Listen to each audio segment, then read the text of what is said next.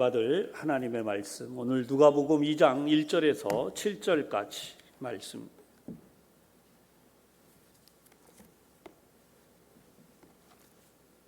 누가복음 2장 1절에서 7절까지인데요. 제가 가진 성경 신약성경 89면에 있습니다.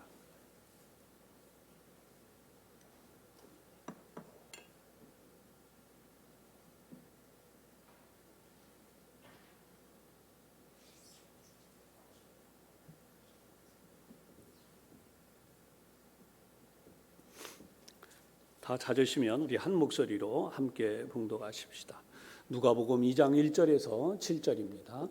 시작. 그때에 가이사 아구스토가 영을 내려 천하로 다 호적하라 하였으니 이 호적은 구레뇨가 수리아 총독이 되었을 때에 처음 한 것이라. 모든 사람이 호적하러 각각 고향으로 돌아가매 요셉도 다윗의 집 족속이므로 갈릴리 나사렛 동네에서 유대를 향하여 베들레헴이라 하는 다윗의 동네로 그 약혼한 마리아와 함께 호적하러 올라가니 마리아가 이미 잉태하였더라. 거기 있을 그때에 해산할 날이 차서 첫 아들을 낳아 강보로 싸서 구유에 뉘었으니 이는 여관에 있을 곳이 없음이러라. 아멘. 오늘 여기까지 말씀 우리 모두에게 또 큰 은혜가 되시기를 바랍니다. 자, 우리 오늘도 양쪽에 앞에 있는 분들을 함께 축복하면서 인사하겠습니다. 오늘도 하나님 은혜가 충만하시기 바랍니다. 충만하시기 바랍니다. 네. 오늘은 베들레헴에서 탄생하신 예수님이라고 하는 제목으로 함께 은혜를 나누겠습니다. 누가복음 1장하고 2장, 여러분들이 이 누가복음 1장과 2장을 읽어보면 굉장히 아름다운 이야기 그리고 신비한 이야기가 기록이 되어져 있습니다. 이 세상에서 가장 신비한 동화 이야기를 찾는다면 바로 이 말씀이다 할 수도 있고, 또 가장 신비한 그런 말씀을 찾는다면 역시 이 누가복음 1장과 2장의 말씀이 될 것입니다. 그만큼 이 말씀은 놀라운 말씀이라는 것입니다. 성경의 이야기는 단순한 이야기가 아니라 인간이 들을 수 있는 최상의 이야기, 또 그런 역사적인 사건을 기록하고 있어요. 누가복음 1장을 보면 천사가 세상에 나타났습니다. 여러분들 중에 천사를 보신 분이 있을까요? 아마 요즘 천사를 보았다 그러면 신문에 날 거예요. 그렇죠? 방송에도 나올 거예요. 나는 천사를 봤습니다. 그리고 천사를 본 장면을 틀림없이 동영상으로 촬영을 하든지 아니면 이 핸드폰으로 사진을 최소한 찍어서 방송국에 보내도록 하겠죠. 아니면 요즘 유튜브 같은 것이 실시간으로 또 이렇게 방송이 될 수도 있으니까 그런 모습으로 보이기도 할 것입니다. 그런데 이 당시에는 그럴 수 있는 것이 없었어요. 그래서 이 천사가 나타났는데 두 사람을 찾아갑니다. 천사의 이름은 가브리엘. 이 첫 번째 사람에게 찾아가서 이렇게 말합니다. 너에게 아들이 태어날 것이다. 두 번째 사람에게도 똑같이 말했어요. 너에게 아들이 태어날 것이다. 그런데 여기 첫 번째 사람은 노인이 되도록 아이를 낳지 못했던 그런 사가랴에게 나타나서 말씀을 하신 것이에요. 사가랴는 제사장이라고 하는 하나님의 성전에서 섬기는 직분을 맡았던 사람이었어요. 요즘으로 말하면 목회자 이렇게 볼 수 있습니다. 그의 아내 엘리사벳과 더불어 평생 동안 하나님을 섬겼는데, 우리가 흔히 하는 말로 하나님 잘 섬기면 복을 받는다. 그렇죠? 복을 받으면 당연히 후사, 자녀들이 있게 마련입니다. 그런데 이 사가랴와 엘리사벳은 자녀가 없었어요. 아들이 없이 쓸쓸히 노년이 되도록 나이가 들고 이렇게 늙어가고 있었던 것이죠. 그런데 여러분, 성경은 항상 우리에게 희망을 주는 것은 늙어도 늙은 것이 아니다. 왜냐하면 하나님을 잘 섬기는 이들에게는 영원한 천국 하나님의 나라가 있기 때문이라는 것입니다.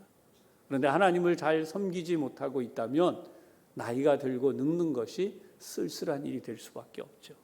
하나님께서 바로 이 노인이 되도록 자녀를 낳지 못했던 이 사가랴에게 천사를 보내셔서 너에게 이제 아들이 태어날 것이다 라고 말씀을 하신 거예요. 이 아이가 어떤 아이가 될 것이냐? 세례자 요한이 태어나게 되는 것입니다. 이 세례자 요한은 이 땅에 예수님이 태어나시면, 그리고 그 예수님이 사람들 앞에 소개될 즈음에 이분이 바로 하나님의 아들이십니다 라고 소개하는 그런 사명을 가지고 태어났어요. 근데 여러분, 이것이요, 인간이 할 수 있는 최고의 영광스러운 일이었다는 것이요.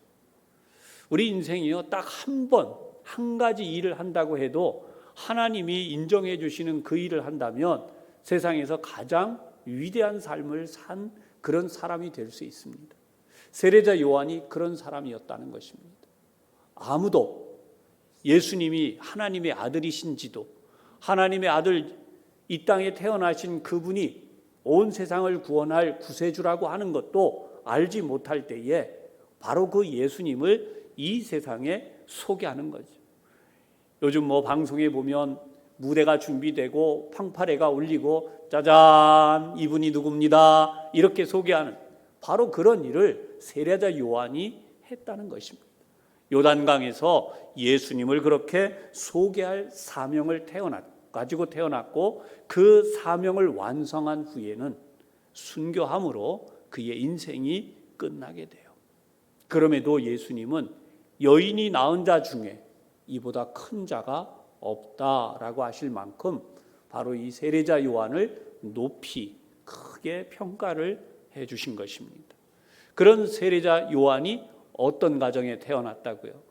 연세가 높아지도록 아들이 없고 후사가 없는 집에 태어나서 이런 빛나는 하나님의 역사를 이루게 된 것, 바로 이 사실을 이 가브리엘 천사가 첫 번째 찾아가서 소개한 과정에서 이루어진 것이죠. 이로부터 6달이 지나간 뒤에 가브리엘 천사는 다시 갈릴리에 살고 있었던 한 사람을 찾아가요. 그 사람은 처녀 마리아였습니다. 그리고 이 마리아를 향해서 이렇게 말합니다. 너는 하나님의 아들을 낳게 될 것이다. 여러분, 인간이 어떻게 하나님의 아들을 낳을 수가 있겠습니까? 이것이 바로 신비죠. 놀라운 사실이고 인간의 머리로 이해할 수 없는 비밀인 것입니다. 마리아가 낳게 될 아기는 세상에 평범한 사람들이 태어나는 방식이 전혀 아닌 거예요.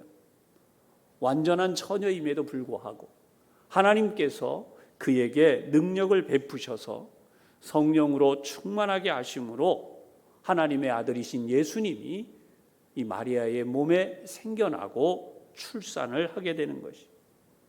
세상의 모든 사람들을 구원할 구세주는 이렇게 특별한 방법으로 이 땅에 오셨습니다. 여러 차례 말씀을 드리지만 왜 동정녀의 몸에 탄생하셔야만 했느냐라고 하는 것은 원죄가 없으신 가장 깨끗한 분으로 세상에 나시기 위해서예요.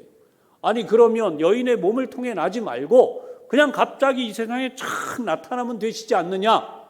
아무도 그 사람을 사람으로 보지 않는 거죠. 사람의 몸에서 태어났을 때에 여인의 몸에서 태어남으로 사람이라고 하는 것을 증명하셨고, 사람으로 오셨기에 모든 인류의 죄를 대신 지시고 십자가에서 죽으시는 놀라운 구속의 역사를 이루시는 것입니다. 이렇게 예수님이 십자가에서 탄생하신 것은 놀라운 구원의 역사다라고 하는 거죠.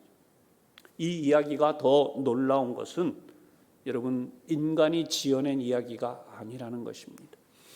드라마, 극본, 소설과 같은 그런 허구의 이야기가 전혀 아니에요. 오늘 제가 여러분들에게 힘주어서 계속 반복할 이야기지만 여러분, 우리도 어느 틈에 세상 사람들의 이야기를 계속 들으면서 정확하게 예수 그리스도 우리 주님이 탄생하신 것은 분명히 역사적인 일이다. 그 하나님이 하신 일은 분명히 실화입니다. 이렇게 이야기를 해야 되는데 많은 사람들이요, 그걸 반박을 하고 있으니까 제대로 우리가 이야기를 못하고 있습니다. 여러분, 이웃과 혹시 이 성탄절을 맞이하면서 금년에 여러분의 이웃과 이야기를 나눠보신 적이 있어요? 안 믿는 분인데 예수님이 이 땅에 정말 탄생해서 오신 분입니다. 그러면 그분이 진실로 받아들여야 되는데 우리 흔히 하는 말로 이러잖아요. 아이, 됐어. 너는 알아서. 난 그런 거 안 믿으니까 그냥 알아서 해. 여러분, 이런 이야기도 있지 않나요? 어떠세요? 그럴 때에 우리가 정확하게, 진지하게, 분명하게, 확실하게 이야기할 수 있어야 돼. 할렐루야. 아이고, 목사님 뭘 얘기하려고요? 바로 오늘 지금부터 말씀드리려는 거예요. 첫째로 예수님과 마리아와 요셉, 이 사람들은 실존 인물이었다라고 하는 거예요. 실제적으로 이 땅에 존재했던 사람이다라고 하는 것입니다. 성경에 등장하는 인물들에 대해서 전설 속의 사람들로 생각하는 이들이 참 많아요. 성경에 써 있으니까 그런 이야기지. 왜냐하면 우리는 태어나서 이 대한민국의 사람들은요, 다 한 번씩 교육을 받아봤어요. 학교 다닐 때 다 공부했어요. 우리나라 대한민국 건국신화 이런 이야기. 여러분, 대한민국 건국신화를 배우면서 그냥 신화다라고 배우지 그거 진짜야 이러면서 배우는 거의 없죠. 그런 경우는 믿어서도 안 되고 믿을 수 없는 이야기죠. 하늘에서 환웅이라고 하는 이 신이 내려오죠. 신적인 존재, 뭐 신이다라고 하지도 않아요. 그런 존재가 내려와서 세상을 다스리게 됐는데 호랑이와 곰이 찾아가죠. 이 환웅을. 우리도 사람이 되고 싶습니다. 그러니까 그 사람이 되는 비법을 알려줬어요. 소원을 들어준다. 그래서 마늘과 쑥을 줬대요. 그 마늘과 쑥을 먹고 굴 속에 들어가서 100일을 버티고 살면 사람이 될 것이다. 그래서 굴 속에 들어갔다는 거죠. 호랑이와 곰이. 그랬는데 호랑이는 어떻게 됐다고요? 못 견디고 뛰쳐나갔고, 누구는 끝까지 있었고요. 곰은 끝까지 버텼어요. 누가 그렇게 또 가리켰어요. 학교 다닐 때 곰은 미련해. 미련하기 때문에 불 속에서 버텼던 거야. 그랬더니 여자가 됐어. 뭐 이렇게 이야기합니다. 그런데 이렇게 환생한 여자하고 이 환웅, 하늘에서 내려왔던 환웅하고 결혼을 해서 아들을 낳았는데 그 아들이 누구예요?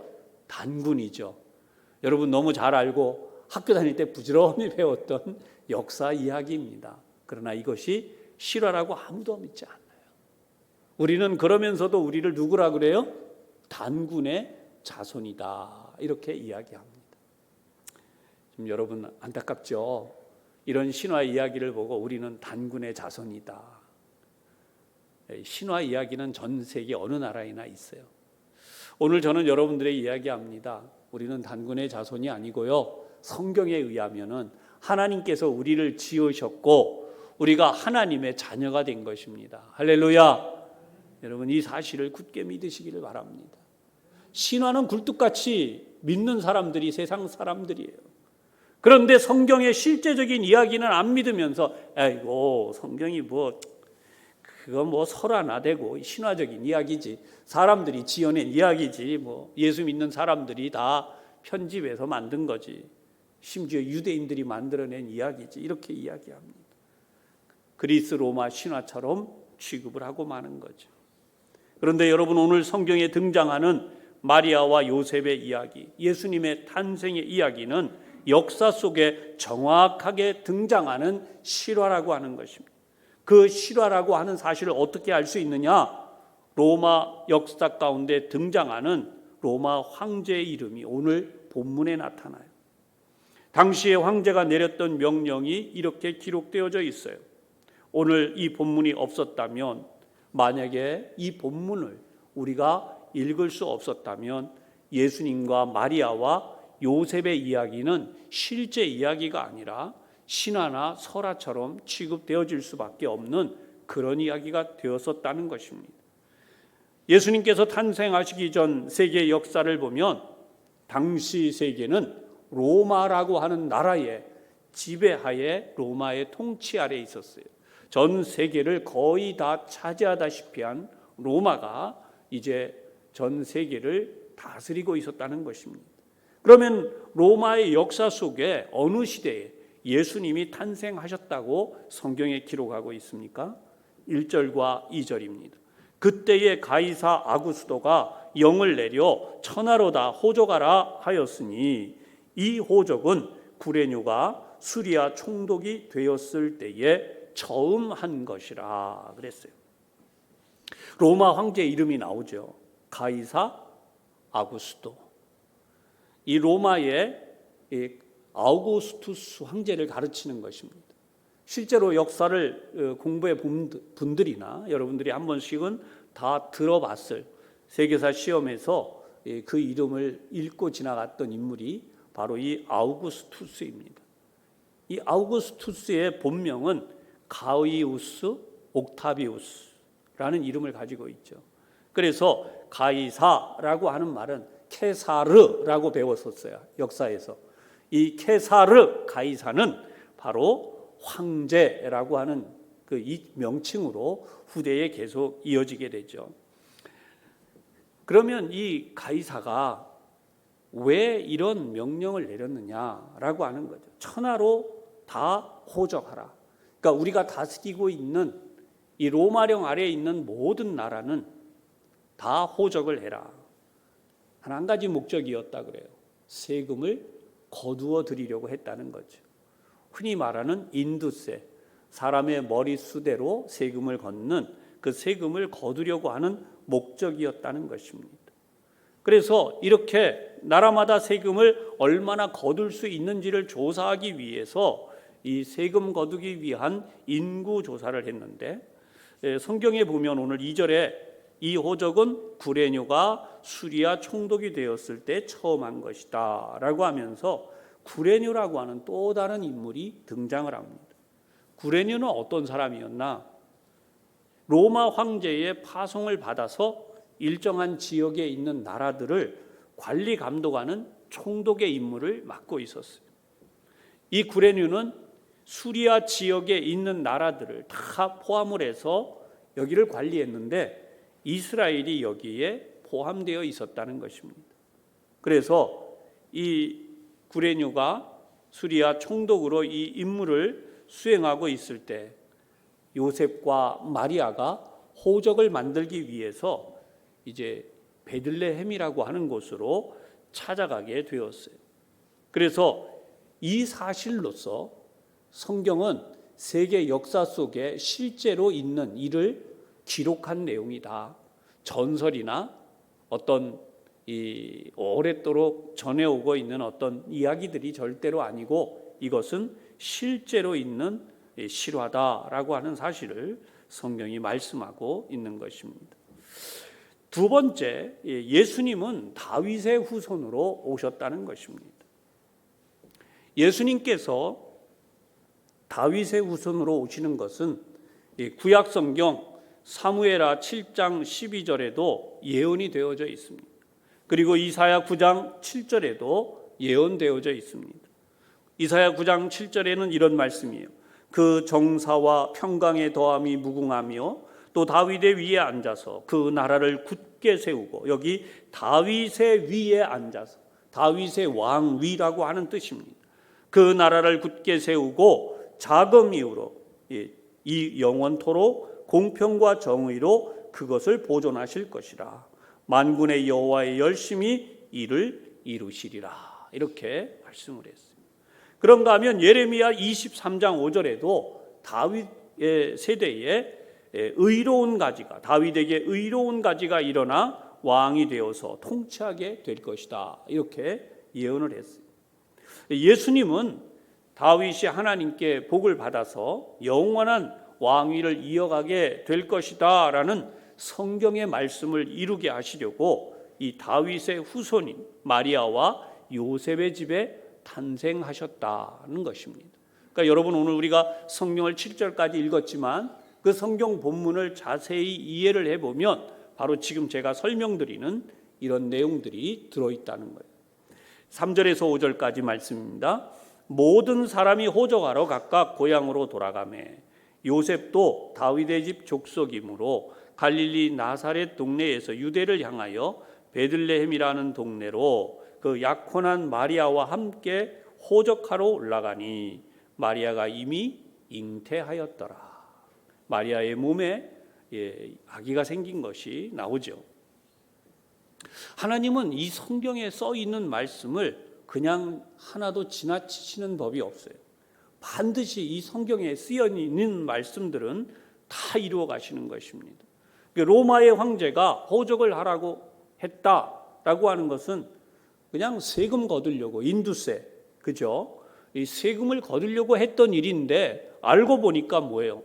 로마 황제가 내린 이 명령은 하나님의 뜻을 이루기 위해 한 것으로 결국은 하나님의 뜻을 이루게 된 것이라는 거예요. 세금 거두려고 했는데 하나님의 뜻을 이루게 됐다. 어떻게 이루어지게 됐는가? 호적을 하라고 했는데 마리아와 요셉이 유대 땅 베들레헴으로 호적을 하러 가게 됐다는 것입니다.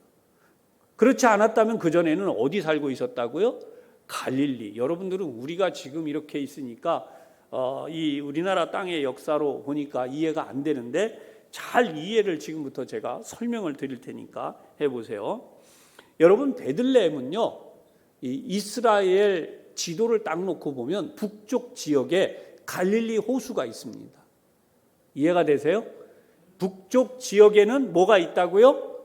갈릴리 호수. 그 갈릴리 호수는 제가 여러 차례 설교를 해서 여러분들이 머릿속에 외울 정도가 됐을 거예요. 가로가 얼마? 13km 이상. 세로가 얼마? 거의 25km 이상. 둘레가 얼마? 거의 50km. 여러분, 이 정도면은 부천 시내 한쪽 끝에서 저 끝까지가 8km예요. 그러니까 그 정도를 예상으로 본다면 갈릴리 호수를 얼마나 크니까 바다라고까지 불렀다는 거죠. 그런데 이 갈릴리 호수 주변에 뭐가 있었다고요?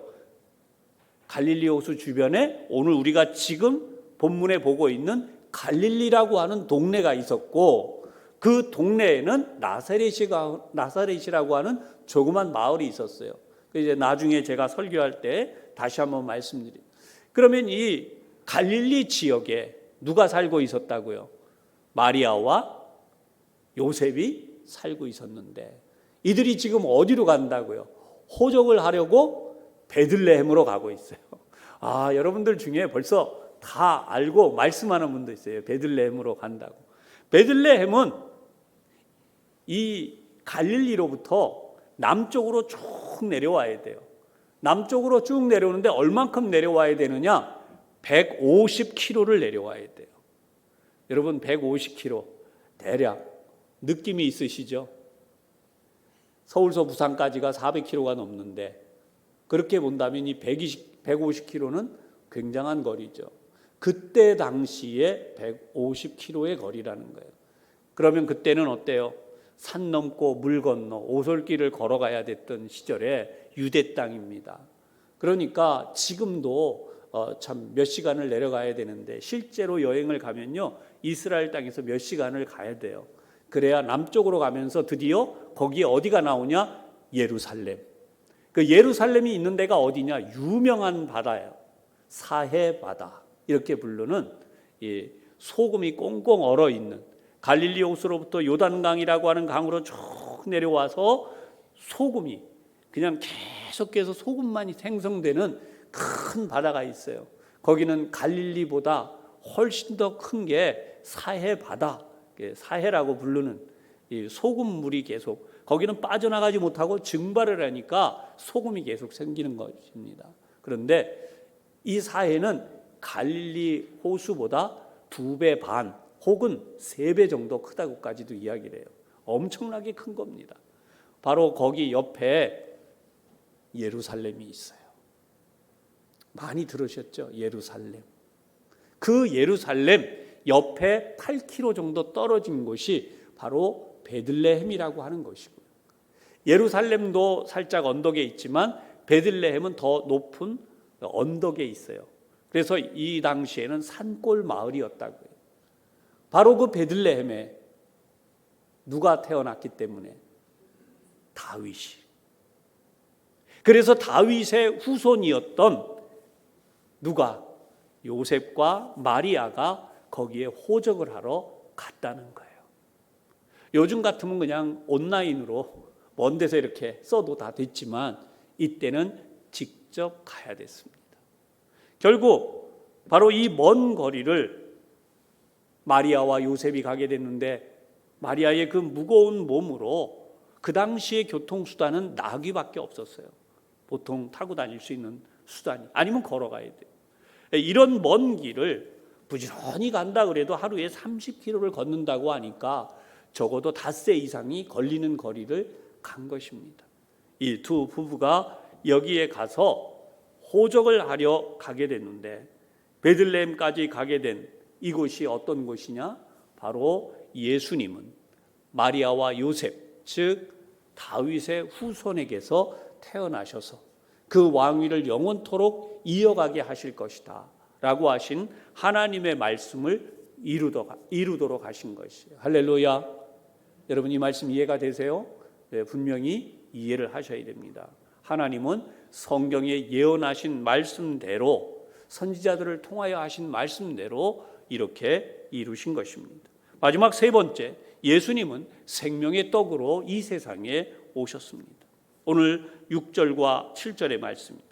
거기 있을 그때에 해산할 날이 차서 첫 아들을 낳아 강보로 싸서 구유에 뉘었으니 이는 여관에 있을 곳이 없음이로라.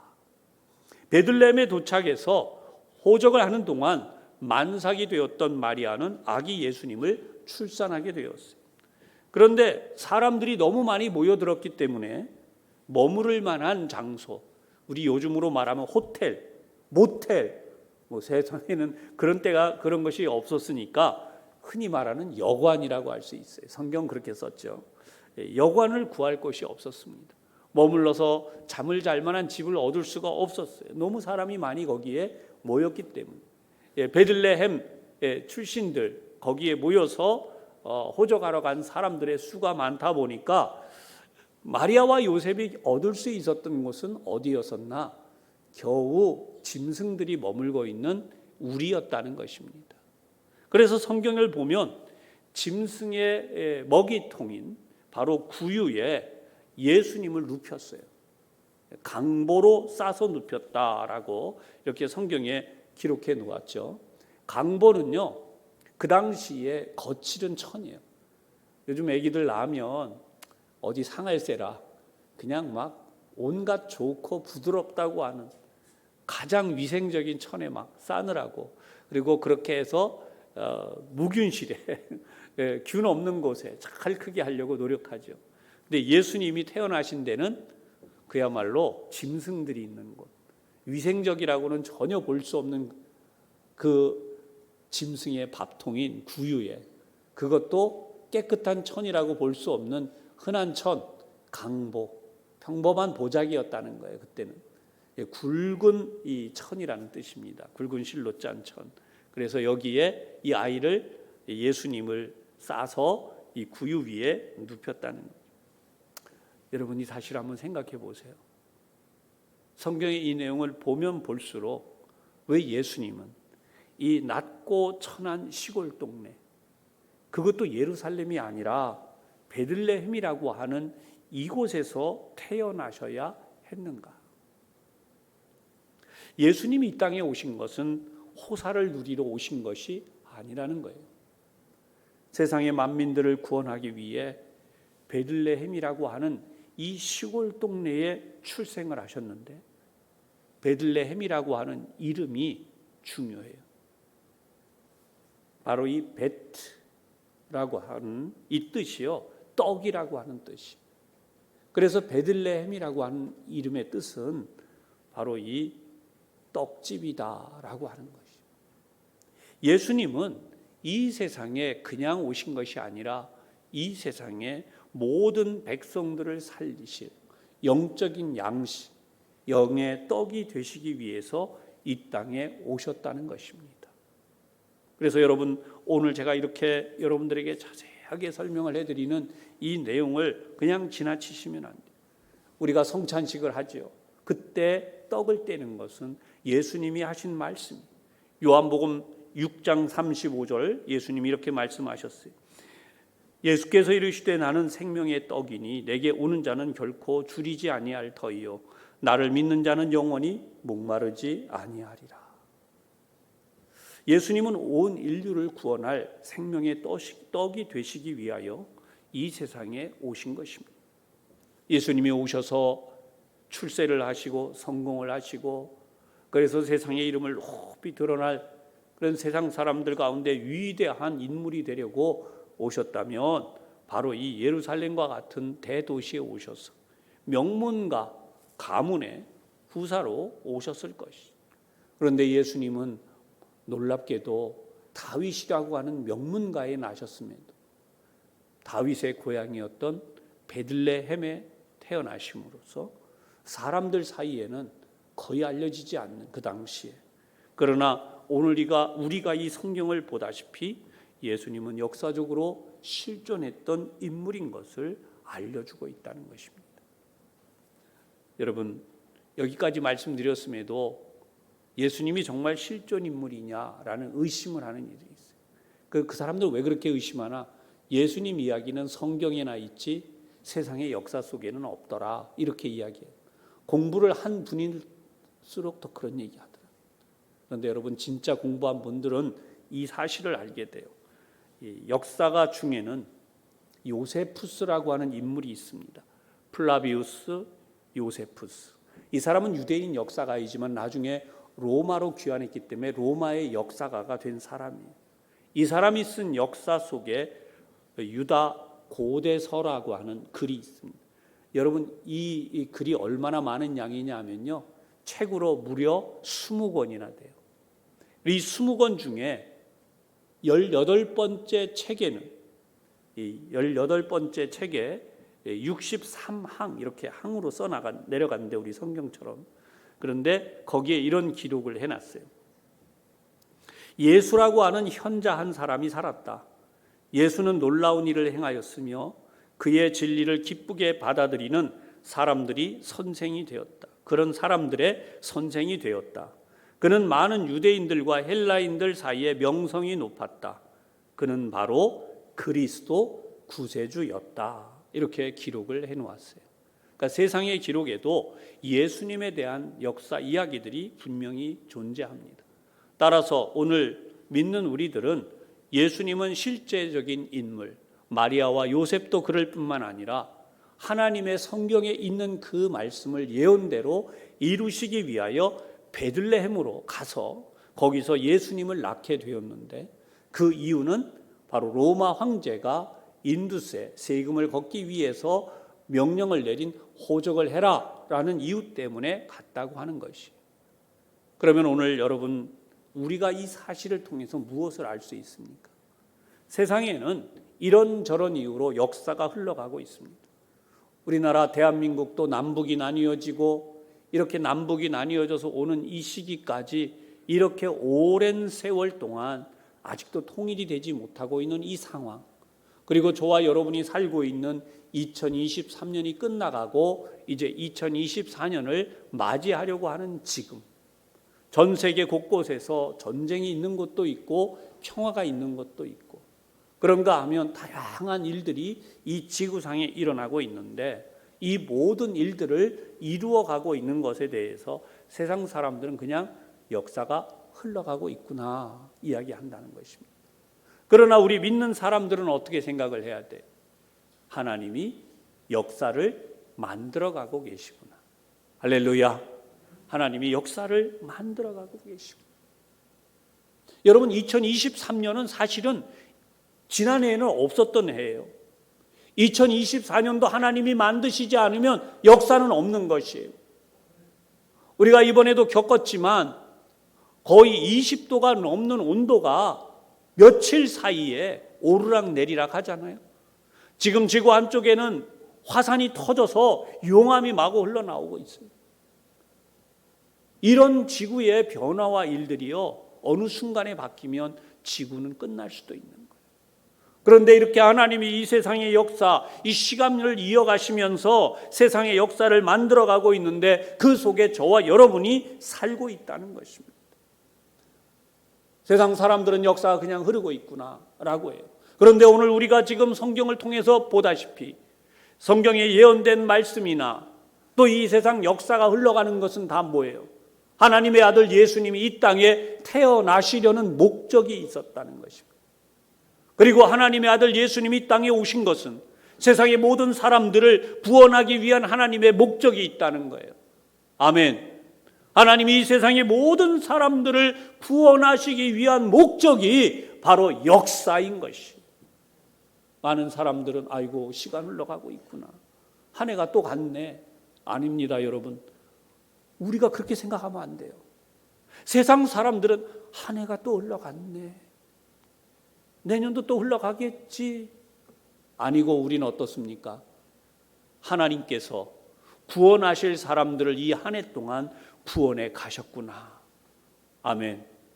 저와 여러분을 하나님이 이 한 해 동안 인도해 오셨구나. 여러분, 이게 감격이 돼야 돼요. 이야, 이 한 해를 살았구나. 이 한 해를 하나님의 은혜 중에 살았구나. 경제가 어렵다고 하고 질병들로 여러 가지 어려움을 겪고 있고 사회적 환경에 어려움들이 있고 그 속에서도 하나님이 나를 지켜주셨구나, 보호해 주셨고 지금까지 인도하셨구나, 그래서 이 한 해를 살았구나. 이것이 감사와 감격이 되며 하나님 안에서 우리가 드리는 예배여야 한다는 것이, 그것이 바로 인생의 목적이라는 것입니다. 역사의 목적은 저와 여러분처럼 구원받을 이들이, 우리의 후손들도 구원받아야 하고, 그리고 안 믿는 또 다른 사람들도 구원받아서 천국에서 영원토록 살아야 한다는 것입니다.